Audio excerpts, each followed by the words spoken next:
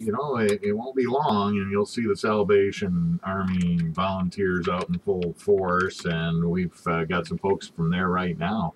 Heather Bleedstra and Major Kevin join us in the studio. Good morning. Good morning. Good morning. It's nice to have you. Heather, you want to step up to that mic a little closer so we can hear you a little bit better?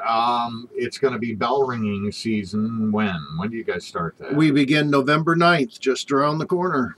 November 9th, that's just a few days after the election. So That's like right. A week and a half or something like Yep, that. a week from Friday. A week from Friday. And how many different locations do we have around town? We have 16 between Calhoun and Berry County. Okay. 16 different locations.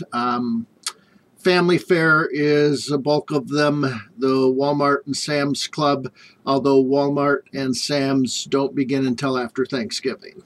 Oh, okay. Yeah. So you're always probably fighting to get volunteers to do that because, I mean, how many hours a day do you usually have bell ringers out? We can be out at most locations about 10 hours a day. Mm-hmm. So you figure the math, it's 10,000 plus hours that we need to fill. So any help we can get helps. A couple hours shift really makes a difference. Think about it, 10,000 hours. Yeah. Now, are you willing to give 2 or 3? Then they only need 9,997. Man, that is quite an effort. What is done with the money that the Salvation Army bell ringers bring in? Well, the money raised from bell ringing obviously does all the Christmas work that we do, the food and the toys that we do at Christmas, but it keeps the doors open all year round.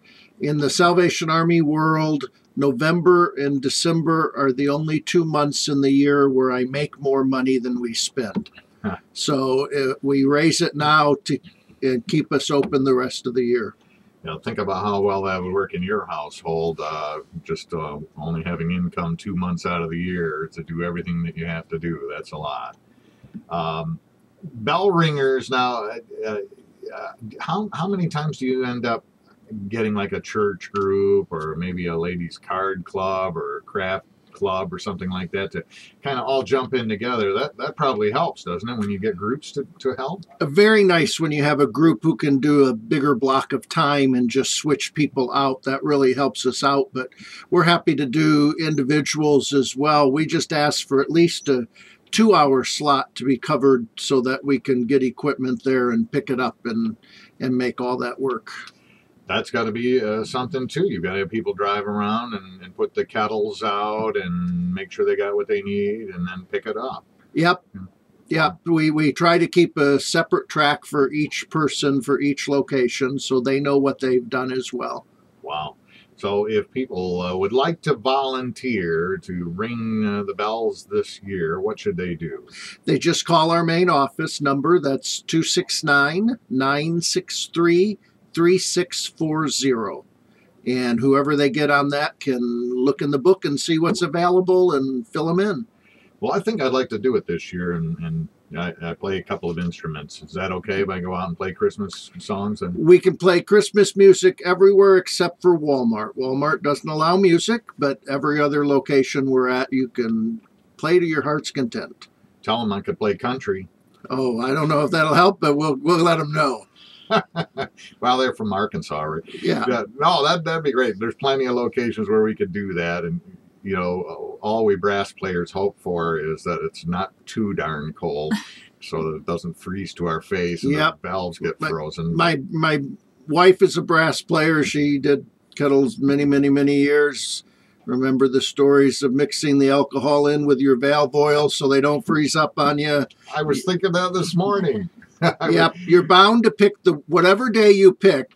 That's the day it's going to be really cold and snowy. But that really helps. People give better if the weather's a little worse.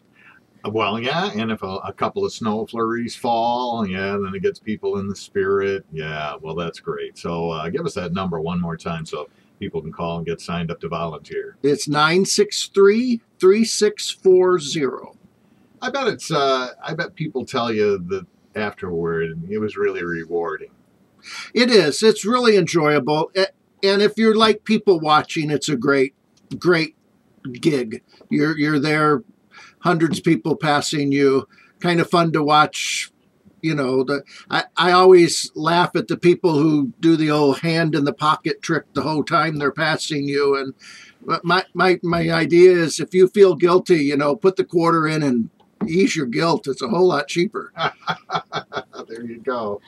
Major Kevin, Heather Bleedstra, thanks for being with us today. Give us the number one more time.